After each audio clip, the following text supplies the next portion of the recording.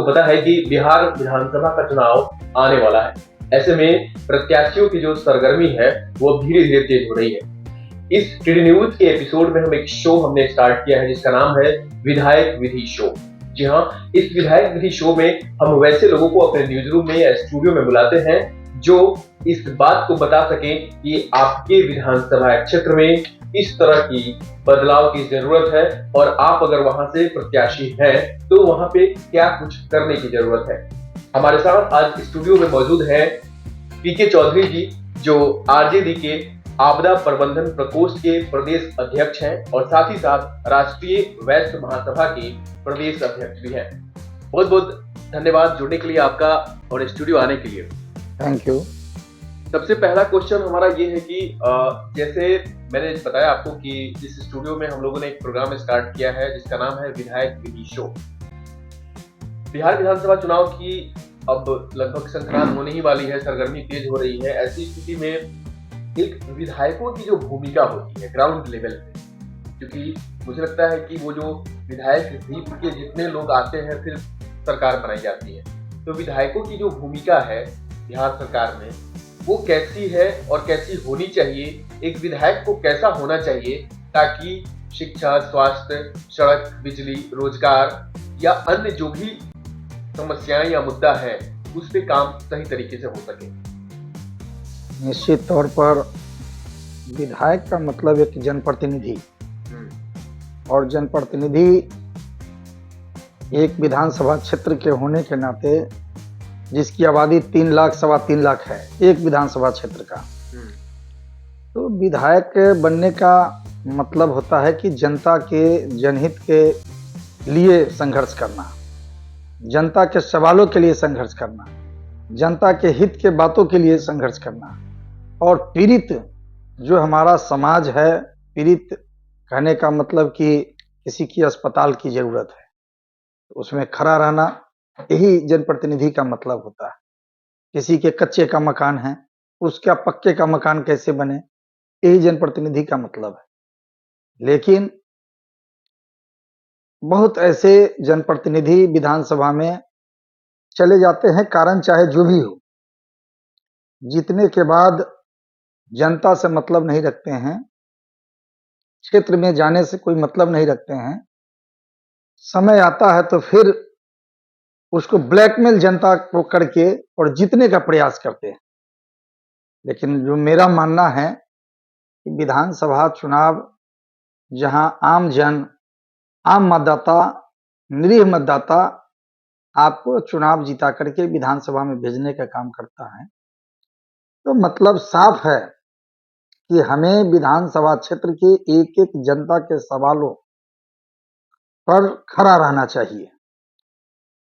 अब गांव में कहीं बिजली नहीं है तो बिजली का कैसे कनेक्शन लगे, ऐसे व्यक्तियों तक जो दलित, महादलित, अति पिछड़ा समाज के लोग, आज भी काफी वंचित समाज के लोग हैं जो विकास से दूर हैं, उनके गांव तक, घर तक सड़क नहीं पहुंचा है, बिजली अभी भी नहीं है, पेयजल की व्यवस्था सही से नहीं है।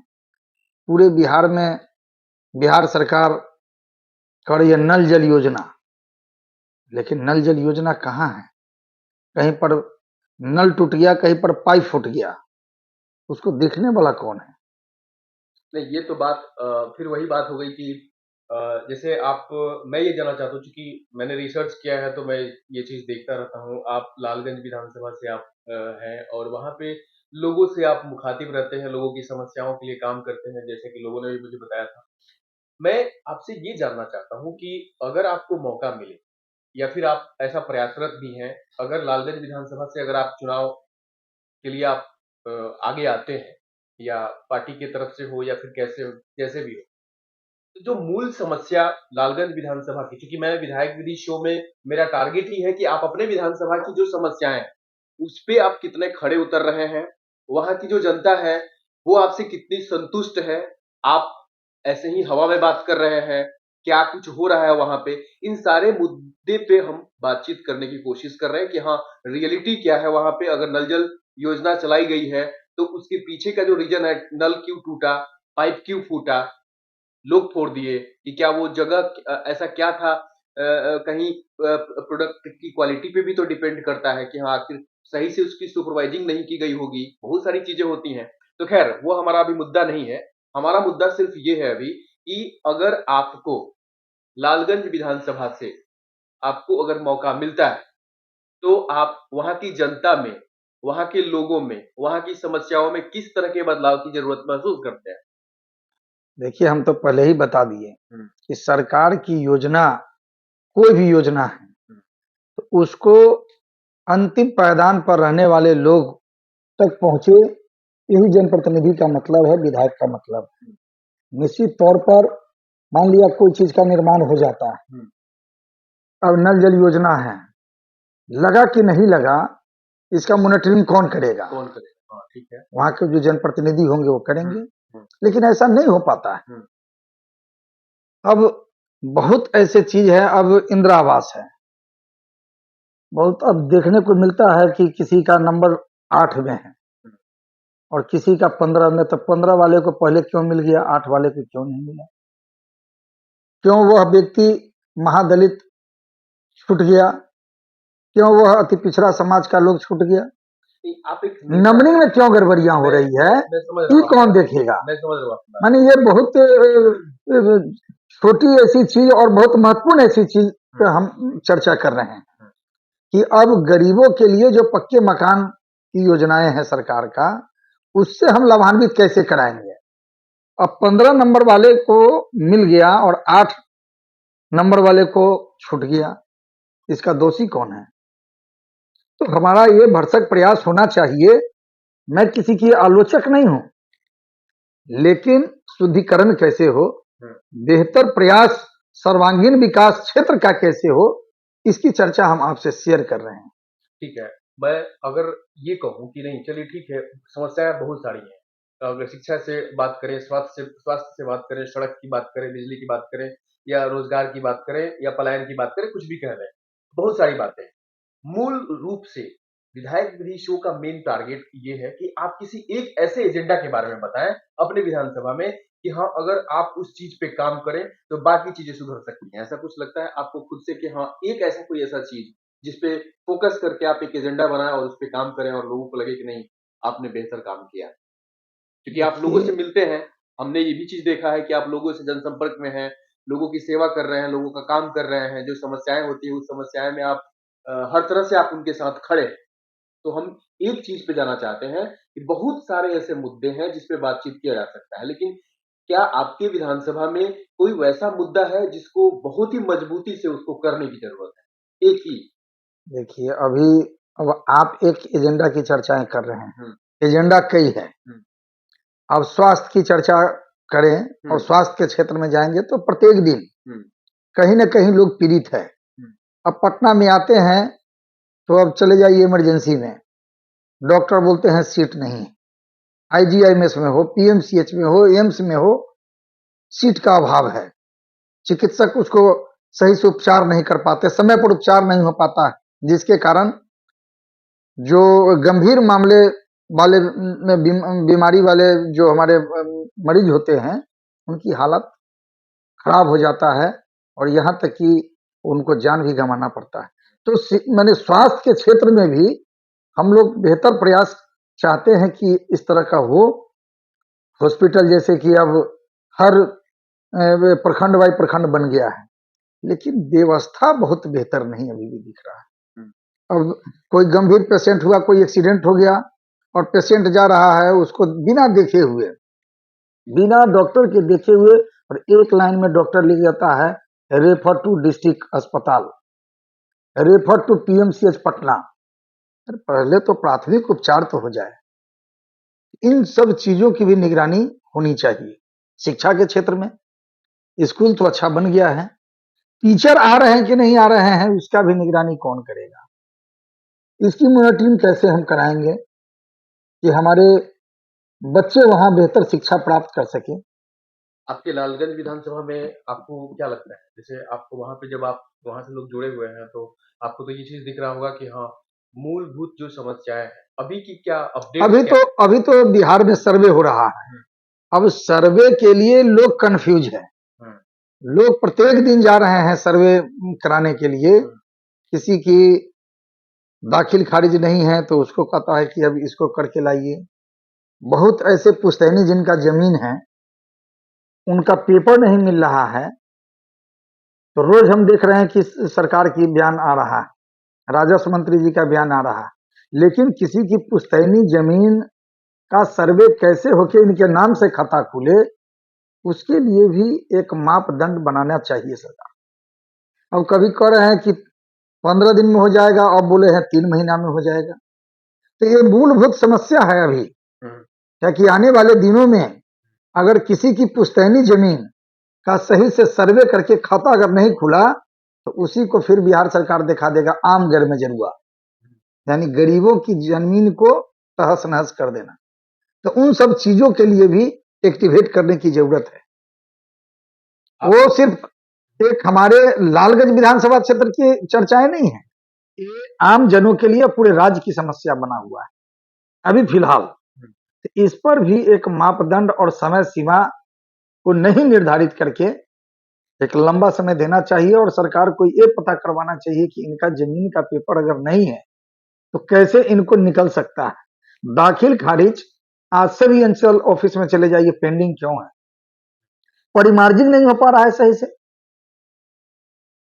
चले जाइए, अब हम ही को कितने लोग बोले कि सर परिमार्जिन नहीं हो पा रहा है, बोलता है कि उसका पोर्टल होता है, पोर्टल अभी खुल नहीं रहा है। तो पोर्टल कब खुलेगा? जब दाखिल खारिज नहीं होगा, परिमार्जिन नहीं होगा, तो आप उस चले जाइए, प्रपत्र 3 में लिखा हुआ है कि उसका खाता नंबर भी लिखना है। तो खाता नंबर कैसे लिखेगा? उसका जब तक रसीद नहीं कटेगा, परिमार्जिन नहीं होगा, तो उसको पता ही नहीं चलेगा, और जब वह फॉर्म नहीं भरेगा तब तक उसका सर्वे का जो पोर्टल है उस पर वह चढ़ेगा नहीं। ये समस्या मूलभूत समस्या है अभी आम लोगों के लिए। ये आप भी देख रहे होंगे, ये सबका है, ये और हर लोगों के लिए है। तो इसके लिए भी हम विधायक क्या, हम तो राज्य सरकार से भी आग्रह करते हैं कि इसको भी संशोधन करके पहले सभी बिहार के सीओ को निर्देशित करें कि जितना पेंडिंग है बिहार के सभी अंचल में, दाखिल खारिज और परिमार्जिन का काम, इस दोनों काम को हर जो लोगों का पेंडिंग में पड़ा हुआ फाइल है उसका निष्पादन करे, स्वतः सर्वे का काम बहुत तेजी से हो जाएगा। दूसरा नंबर, अब पूरे बिहार में कहीं देखते हैं कि पहले आम घर में जरुआ बिहार सरकार, कहीं देखते हैं बिहार सरकार और क्या रे भाई तो मंदिर का जमीन है, ये क्या है आम घर में जरुआ तो मस्जिद का जमीन है, कहीं देखते हैं कि गुरुद्वारा का जमीन है। ये तो स्पष्ट बिहार सरकार कर दे कि नहीं, निश्चित तौर पर एक गुरुद्वारा का जमीन है, ये मस्जिद का जमीन है, ये इमामबाड़ा का जमीन है, और नहीं तो अब लिख दिया आम घर में जरुआ फलाना चीज, तो वहां ही विवाद होता है। इन चीजों को भी क्लियर राज्य सरकार को करना चाहिए, तब जाके सर्वे जब होगा बेहतर ढंग से तो पारदर्शी रूप से दिखेगा, चाहे नक्शा के माध्यम से हो, रजिस्टर्ड जो खाता खतियान जब लोगों को मिलेगा तो देखने को मिलेगा कि इस गांव में अमुक जगह पर मंदिर निर्धारित है, अमुक जगह पर मस्जिद के लिए वह जमीन निर्धारित है। अब कहीं आम घर में जरुआ है, किसी भी समुदाय के लोग कुछ बना लेते हैं, कोई घेर लेते हैं, झंडा गाड़ देते हैं, कहते हैं कि फलाना चीज है, नहीं है, बजरंग दल है तो कौन दल है, कौन दल है, तो ठोक दिया, कहा कि नहीं भाई फलाना जगह का जमीन है, अभी फलाना चीज होगा। कोई वृक्ष लगा दिया, कहा कि फलाना बाबा का है। तो मतलब उससे 2 तरह का अर्थ निकलता है, एक है कि जमीन की कब्जा, और उस कब्जा करके फिर अर्थ का उपार्जन, और अर्थ के उपार्जन करके वहां पर कुछ बना करके और जीविकोपार्जन की ओर तब्दील हो जाता है।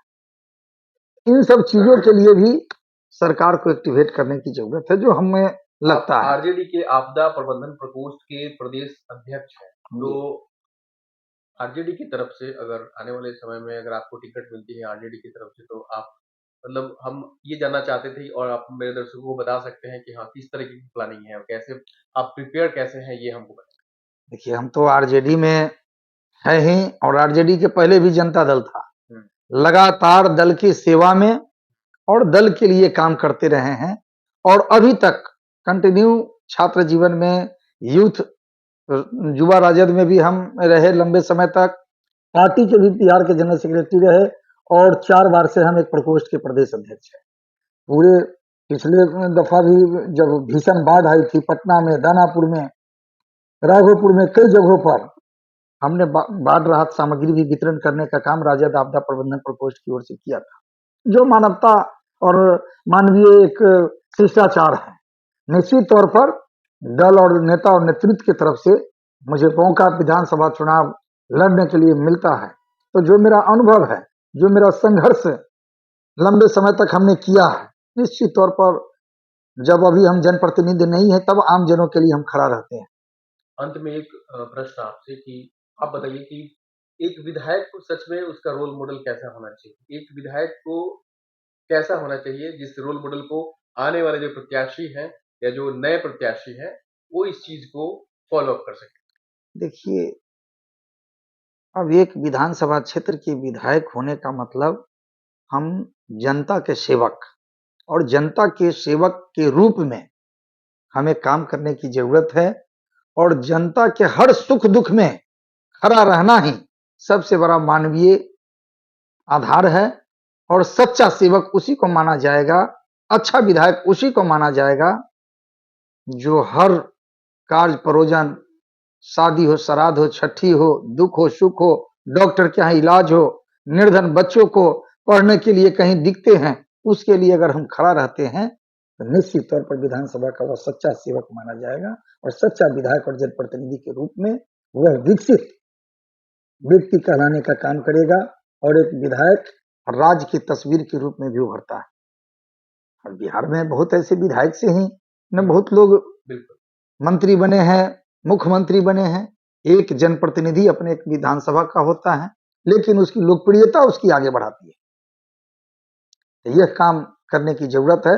हर जनमानस के लिए खड़ा रहना, हर चीजों के लिए खड़ा रहना, ये सच्चा सेवक का पहचान है और वही सच्चा विधायक के रूप में, एक विकसित विधायक के रूप में कहा जाएगा। बहुत बहुत धन्यवाद आपका जुड़ने के लिए। जैसा कि आपने देखा कि हमारे साथ पीके चौधरी जी थे, जिन्होंने विधायक शो में जो बताया कि एक विधायक को कैसा होना चाहिए और मूलभूत जो भी समस्याएं हैं, क्योंकि ग्राउंड लेवल पे अगर बात करें तो बिहार विधानसभा चुनाव की सरगर्मी जिस तरीके से तेज हो रही है धीरे धीरे, तो एक विधायक का जो कर्तव्य है, एक विधायक का जो रोल है, वो वहां से शुरू होता है, बिल्कुल ग्राउंड लेवल से शुरू होता है, जो एक राज्य को बदलने के लिए काफी होता है। तो एक विधायक को कैसा होना चाहिए, इस एपिसोड में हमने आपको पीके चौधरी से बातचीत कराई। अगले एपिसोड में हम फिर किसी और नए चेहरे के साथ होंगे। तब तक आप देखते रहे टीडी न्यूज स्टार। नमस्कार, मैं हूं पारितोष कुमार। न कोई शोर, न आगे बढ़ने की होर, मौलिकता के साथ सिर्फ सच्ची और बड़ी खबर टीडी न्यूज पर। तो देखते रहें और सब्सक्राइब जरूर करें टीडी न्यूज बिहार। नमस्कार।